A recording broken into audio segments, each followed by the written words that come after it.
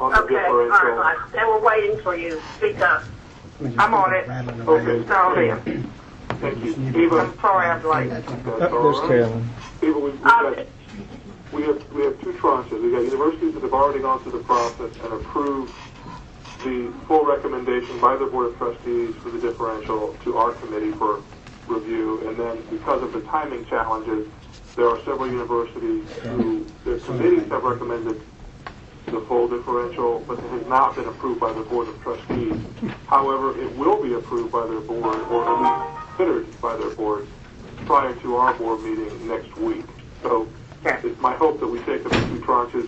The one have been approved by the Board of Trustees will recommend for adoption or not adoption, as the case may be, to our board. And the second we would recommend for adoption or not adoption, subject to approval by the Board of Trustees. That's why. Okay, good. Yeah, that was the part I missed in the motion, the subject to the approval by the Board of Trustees. But okay. Gotcha. Got it. Okay, so it sounds like we do have quorum. Mike, are you comfortable with the roll? Yes, I am. Okay. I'll go ahead and call the meeting to order. We had a little bit of informal conversation. Before we really start too much, I do want to spend a minute and thank the governor and the legislature for passing this differential tuition. As you know, the governor signed the legislation June 1st. It was Senate Bill 762, and that was great news for the university system. At the board conference call on May 7th, we set up a process for this first year where this committee will screen the differential tuition request and make recommendations to the full board, which we will take up at our meeting in 2 weeks. As we were just talking about, every university has made their submission. They're all looking for the full differential this year, which should be no surprise to any of us. And we're in the two tranches that we talked about, universities who have approved the differential already through their Board of Trustees and those who have not done so yet, but will at least consider them prior to our board meeting. What's interesting in your packet, I just want to make sure we take a look at it before I ask Charlie to remake his motion. On page 4 of your package, you've got different initiatives that the universities are going to do with their money. And that's going to become a basis of some of the tracking that we'll talk about in a minute. But in addition to providing need-based financial aid, universities are focused through money in different places. So I want to just take a look at that as to where their emphasis for the new money is going to be. One of the challenges in that legislation, as we talked earlier, is that it does require universities to report on how they're going to monitor success, whatever that word means, of the tuition differential. So page 5 of the packet, some of the universities have taken a crack at defining how they plan to monitor the money that they're receiving and how they're going to use it. Some of those strategies and maybe some others that we come up with are going to have to be incorporated in a measurement tool, a monitoring device that we, together with the universities, develop so that we can report to the legislature later on early next year. So they require a report to be submitted to us, by us, each January, and we're going to have to sort through that process and determine what it is that they're going to be reporting on and measuring. Some of the information is fairly straightforward, some is not. So I'll ask you to take a look at that for a later meeting, and you can see where the universities are starting at. Additionally, we've got a financial aid requirement in the legislation. If you look at page 3, you'll see that most of the universities are allocating 30% of the tuition differential revenue to need-based financial aid.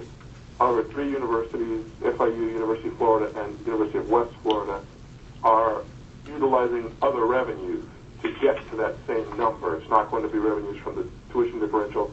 It's just a different pot of cash. But we're comfortable that each of the universities is doing what's required there in order to make certain that need-based financial aid is pumped up to the 30% increase of the tuition differential. Are there any questions on anything? I know we've all reviewed this. Yeah. Can you hear me? This is Norman Tripp. I hear you, Norm. I have a question about our starting a process now where other universities are going to start figuring out other ways to use the need-based aid. That's not what we're supposed to be doing.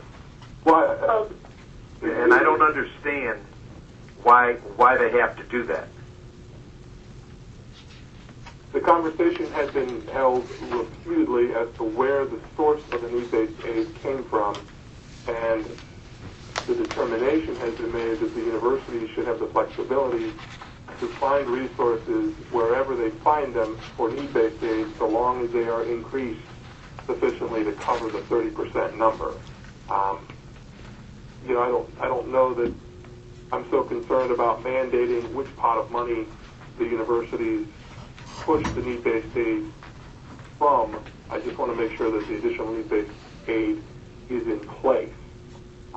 It's Governor Tripp, this is Sheila, excuse me, but that was a specific change made to the bill during the committee hearing process. There were a number of universities who were quite interested in having that flexibility, and the one thing that was that the legislature was quite clear about is that if they were to use private sources, then they must be able to show that it was incrementally more than the prior year.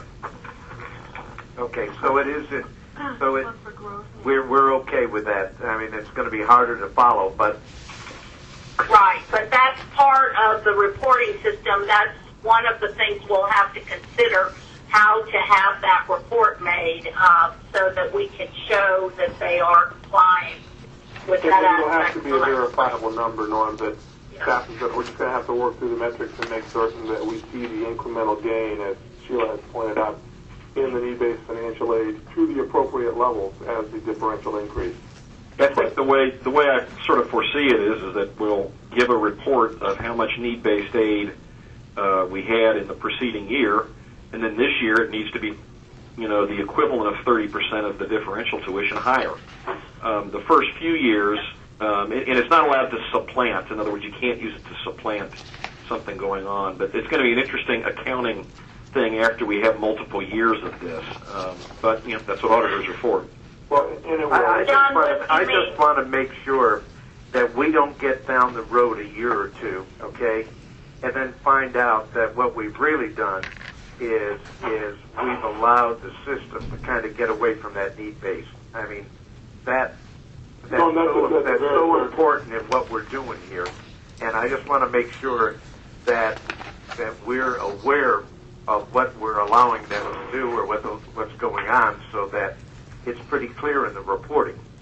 And let me be clear. I mean, I think we all share that concern. It's not what we're allowing them to do; it's what the legislation allows them to do. This is not our rule that says you can either use your differential or other funds. It came through the legislature, as Sheila pointed out. It was added at the end of the session, or at the end of the conversation. So our key is going to be finding the right way to measure to ensure that compliance, whether from last year versus this year or last year versus this year, plus whatever natural growth one would have expected across the system or something of that nature. But the metric is one that we're just going to have to work on. And I know staff in the universities have already been talking about determining these metrics that we've got to report in January. So hopefully we'll get through that by the middle or end of summer.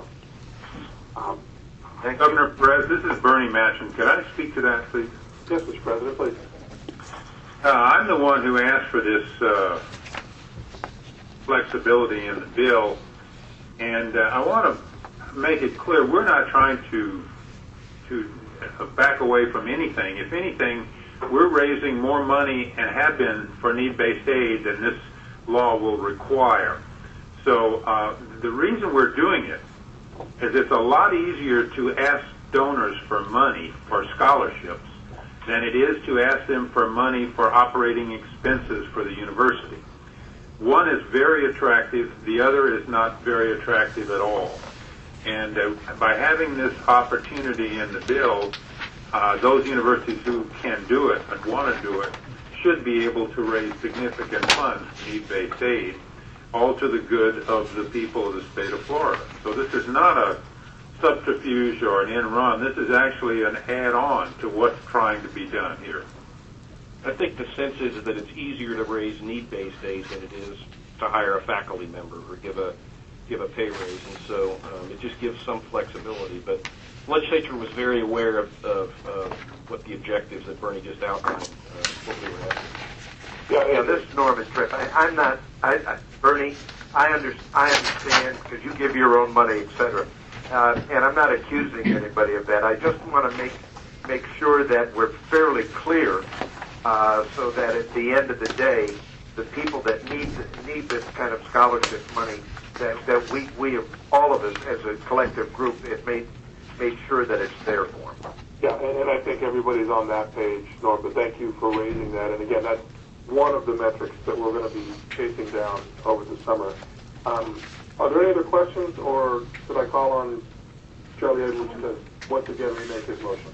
This is TK. I one need question. a statement. Can I make a statement a minute? Go ahead. Go ahead. I think we all need to be aware that in the budget cuts, financial aid was cut every time leading up through January. So what number you write depends upon, where you look. In addition to that, Bernie's absolutely correct. It's easier to find financial aid money than it is other kinds of money for all of us. By the same token, I think if everyone will look at their foundation, you'll find a huge percentage of your foundation accounts, including scholarship accounts, are underwater.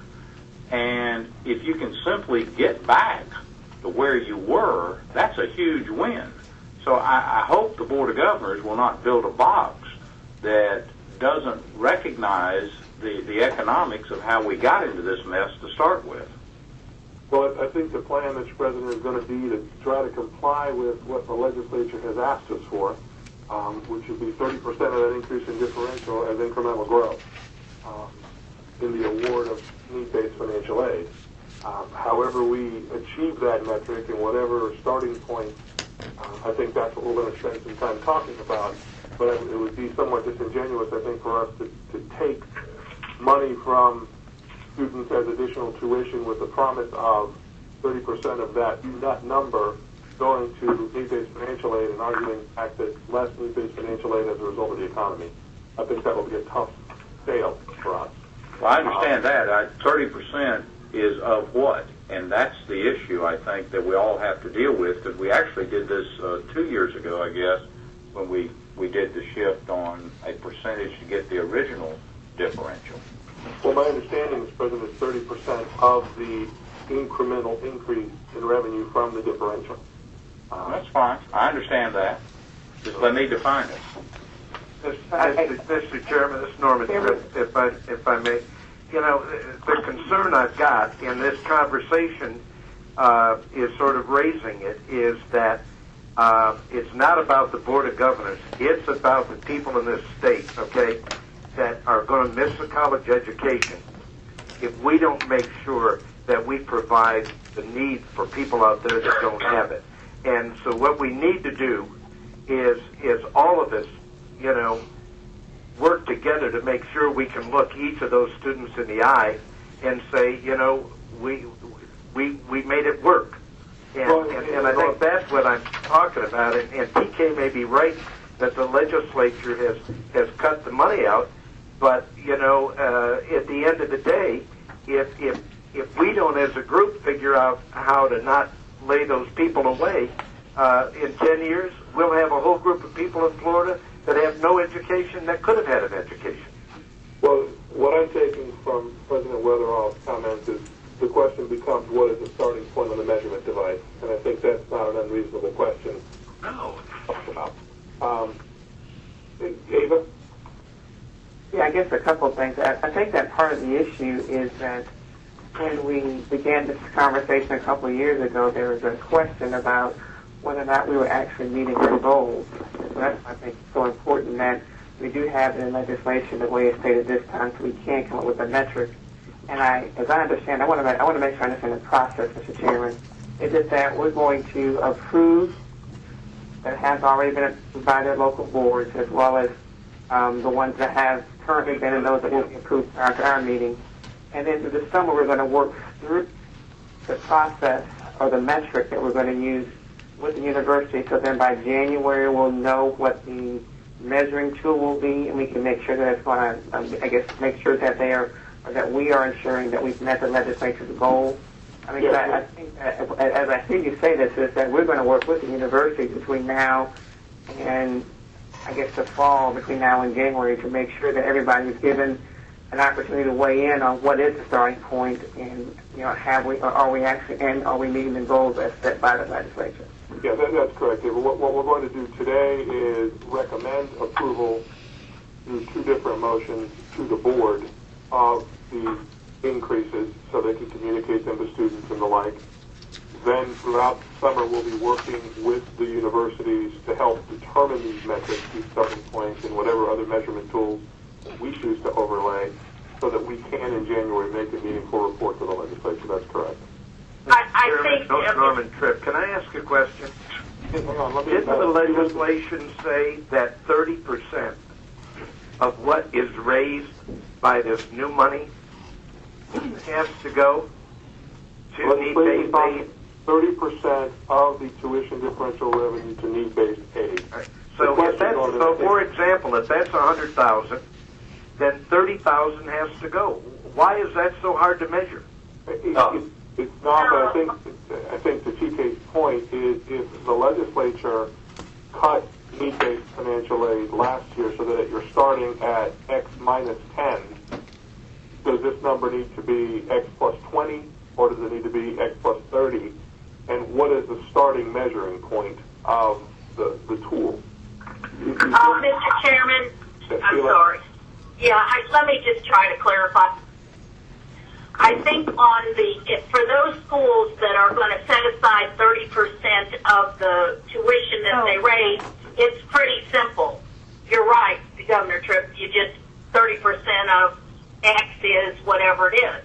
It is what we've been talking about, really. There's additional language in the bill that says something along the lines or such equivalent amount from other sources, so long as it exceeds the prior year, or something like that. Don't quote me on exactly what it is, but what you got to do is measure that amount against something, the incremental aspect of it. You can certainly define easily what 30% is, but you got to figure out if it's compared to what. And that's what we're talking about. But, Madam Chairman, if they're raising X number of dollars with a differential, it's 30% of the amount they raise. No, it's more than that. No. Can we have a separate little sidebar on this somehow? Because you'll have to look at the language. It's not really 30% of what they raise. It's an equivalent amount to the 30%. But then there's some language in there that tries to tie it back. Yeah, let me do this. Tim, let me ask you to put this on our budget committee agenda for the Thursday morning meeting and provide us with the statutory language so that we can get arms around this before the board meeting in the afternoon. Yes, sir, I would do that. Great. Chairman, that would be great because, Madam Chair, I don't think that way this idea of a separate sidebar, that would be necessary because we're going to have time to thresh out Governor Tripp's questions via the process we're going through this summer. So, Mr. Chairman, I appreciate the fact that you're going to put it on the agenda, and hopefully that will answer Governor Tripp's questions, and it will give the chairman an opportunity to explain to the full committee and the board what her perspective is on how we're going to address it. And that's my thinking. The full board will need to hear this conversation, or we're going to have it 3 different times. So, Chairman Perez, it's Carolyn. May I make one comment? Of course. And I think you were very clear in it, but I just want to reiterate, in talking to the presidents and to everybody involved with the university, and certainly the intent of this board is to make sure there's as much need-based aid as possible. We've been very clear on that, as has the president, for a number of years. So we want to make certain with this bill that we're so thankful for and so appreciative for, that we don't make it so difficult for the universities that instead of helping these students, we're hindering the universities and their opportunity to invite more students to attend. And we don't want to make it more complicated than it is. Right. I concur, Madam Chair, and I don't think that anyone on this call or listening to this call could reach any conclusion other than every member of the board and every president on the call wants to deliver more money to need-based financial aid. The question is, we cannot create a tool that makes that issue confused or clouded. The legislature has given this authority to the boards of trustees and to the board of governors, and we need to be very clear in what we're doing and how we measure it so that we can define and defend everything that we've done. And I'm thrilled that we'll be able to talk about this more at length at our meeting next Thursday. So, Tim, again, if you could, even before the meeting, perhaps as an addendum to our current agenda, just send us out the enabling language of this legislation so that we'll at least have something to look at before we start. Yes, sir, I would do that. And then if anybody has a question, just give me a call because I can kind of walk you through it. We've made it more complicated than it really is. That's my concern. Yeah, it really isn't a big deal. As we are prone to do. Mr. Chairman, Yes, Charlie. I will make a motion, but prior to that, I will simply say that I would kind of equate this to the military. Our board of governors sits in the fancy chairs in the Pentagon. Our presidents are the generals in the field. There's one thing I learned: rely on your generals, not the Pentagon. With that said, then I would move we approve those requests that have previously been approved by the individual board of trustees, and that we approve the other requests after they have been approved by the individual boards of trustees, provided that they are in conformance with our regulations. Just one change to your motion, if you're okay with that. We're only we're recommending for approval of the Board of Governors. Our committee is not the approving body, we're the recommending body. I move we recommend approval of And that. I accept the change. Well, thank you, Carol. I'm the second. I'm the second. I want you to know the second accept. Thank you for that. Okay, so we'll take it in the form of two motions. The first motion is to recommend approval of the differential tuition change in those universities whose boards of trustees have already approved such change as set forth in our package. We've got a second from Governor Roberts. Is there any further discussion? Seeing that, I'll call it. All in favor, please say aye. Aye.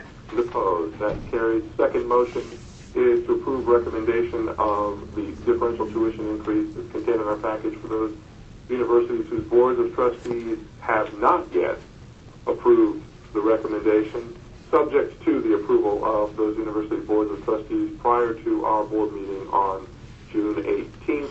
This will be a recommendation for approval as well, subject to their approval. Is there any discussion? Seeing none, I'll call You said their committees, though, had approved them. The committees have approved them, Norm. The Board of Trustees have not. Yeah, I don't think you included that in your motion, that the committee had approved it. Okay. That makes no difference. It's the board of trustees that has to approve it.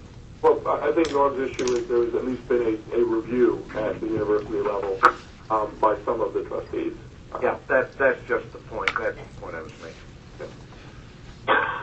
With the motion so changed, Tim or Mikey, you got the motion, okay? Sure. I'll take that paper shuffling as a yes. I said yes, yes. Oh, okay. Okay. Any discussion? Seeing none, all in favor, please say aye. Aye. And opposed. Great. That motion carries as well. We'll reconvene this committee Thursday morning at our board meeting, and there's a short agenda there, but now we'll at least be able to talk a little bit more about this important financial aid issue. Again, this was a big deal today, the ability and the authority to allow our universities to make decisions, and for us to impact students the way we just have is essential for us to continue as a system. So I again thank the legislature and the governor for signing this bill, and I think it's a good thing. I think we're going to move forward well in the years to come. Sheila, any final thoughts? Pardon me? Any final thoughts before I look for a motion to adjourn? Well, I just want to point out that I think, given the shortness of time on these approvals, that one of the things that y'all should take a look at clearly at your meeting is to just make sure that their uses and I think I look through them and I think they do, but I think for the record we need to evaluate, make sure that their uses reflect what the statute expects along with the need-based aid, and then the accountability piece can come later. Great. Other thoughts for the good? If you guys going to say again, if somebody has a question about this, Norm, I'll try to give you a call. Feel free to give me a holler. Yeah, I'd like, I don't think that it meant anything other than the fact that what Bernie said, if you raise $100,000 separately, as long as you spend $30,000 of that for need-based aid, which is new money, not going back and looking at what you did 2 years ago, as TK might have said, or something like that. I just see it as a new money issue, and that's what we're supposed to be doing. It's actually simpler than that. So are you in your office? Yeah. Yeah, I'll give you a call. Call me on my cell phone. Okay, all righty. Okay. Great. Anything else? Is there a motion? And a motion to adjourn. Seeing no opposition, we'll stand adjourned, and then we'll meet Thursday morning. Thank you, everyone, for calling in and for the call. Thanks. Good day.